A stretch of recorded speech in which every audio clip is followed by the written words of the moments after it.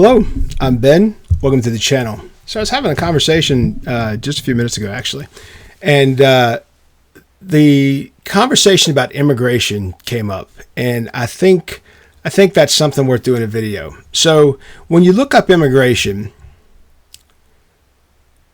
and you think how long does it take for a person to immigrate to the United States? Prior to 2018, it took 5 years and 8 months to immigrate to the United States. And when you think about that, when now the median is 4 months to 11 months for someone to legally immigrate, which is much improved. When I was younger, I had teammates that were here legally and their families were trying to come as well. And back then the wait was ridiculous. It was like 5 to 10 years in many states. So that's the thing I want to talk about today, immigration versus an all-out attack on people coming through our southern border. A lot of times in elections, and that's why this is fresh in mind, we just went through the presidential election and the other elections as well. And in that, they talk about immigration, and they use the word immigration, and they say, we're going to fix immigration. We're going to figure that out. And what they're actually talking about is an invasion. They're not talking about immigration. An invasion should never be legal. An invasion is when you have so many people that come to where you live from another place. There's no infrastructure, there's no economy, there's no housing, there's no schools, there's no support services to help those people and take care of them because they came in an unorderly manner and invaded your country and invaded a place. And if you need to understand what an invasion looks like, ask someone in the Northeast that's having illegals and basically housed in their schools and their civic centers. So things that citizens' taxes paid for their children to use and their communities to use, they can't use them now because politicians are idiots that serve themselves, and they called invasion immigration. Because they think if they take care of these invading people, that these invading people 4 years from now, 2 years from now, next year, once they become citizens, will vote for their party and their politic because they've allowed them to come here illegally. And so, which history shows that's not the case. Hispanic people ultimately are going to vote conservatively because majority of them are Catholic, and those typically are conservative views. So I use Hispanics because those are the people that have been manipulated as much as possible in the last 20 years. If you've watched that, of course, there's conversations around other minority groups as well. They keep them in the ear, so they say their lies and say we're going to help you, so you'll keep voting a certain way. So invasion is when people come in an illegal, disorderly fashion. Immigration is when people come legally and appropriately. So here's what I would say.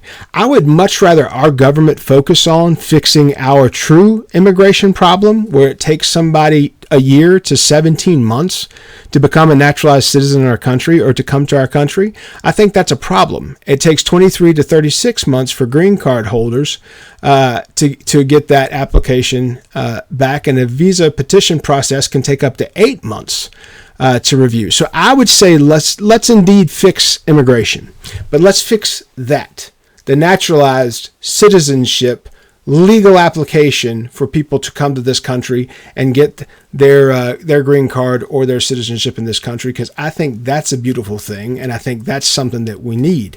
And in America, on the Statue of Liberty, it does say, send me your weak, your downtrodden. It does say those things, but here's the point. We want to do it legally. Anything illegal, guys, that's against the law is illegal, and it's against the law. And that suggests that there should be a penalty to it.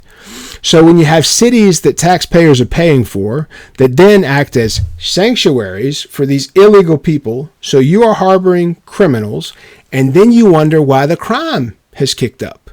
Well, you broke the law to get here, and now you're doing these illegal things, and now a crime is through the roof, and the citizens are real mad. The same citizens defund the police, the same citizens vote in a way to constantly put them in these situations where their politicians think it's great to house more criminals there outside of the prisons. So let me go back to those people who are invaders. Look, I think all people should move to a place to better themselves and better their family. 100%. I think it's every man's duty to put his wife and his children in a safer, better place than where they are. Always. I will always believe that. And I believe we're all Every single soul is extremely important in God's eyes. That's why God wants to have an individual relationship with each individual person. But when you talk about a country and you talk about a border, countries need to have defined borders.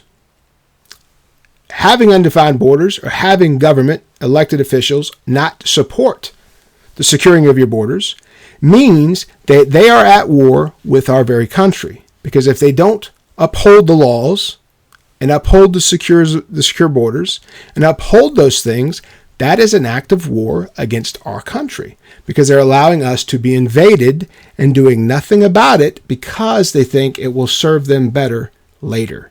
That's not how the laws are set up. That's not how it's supposed to go.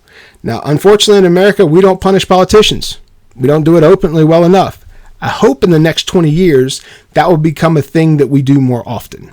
I hope in the next 20 years, we take criminals and treat them like criminals, and we take our law-abiding citizens and treat them like the value they are, because that is what makes the country powerful. Not one group that looks this way or that way, all of us.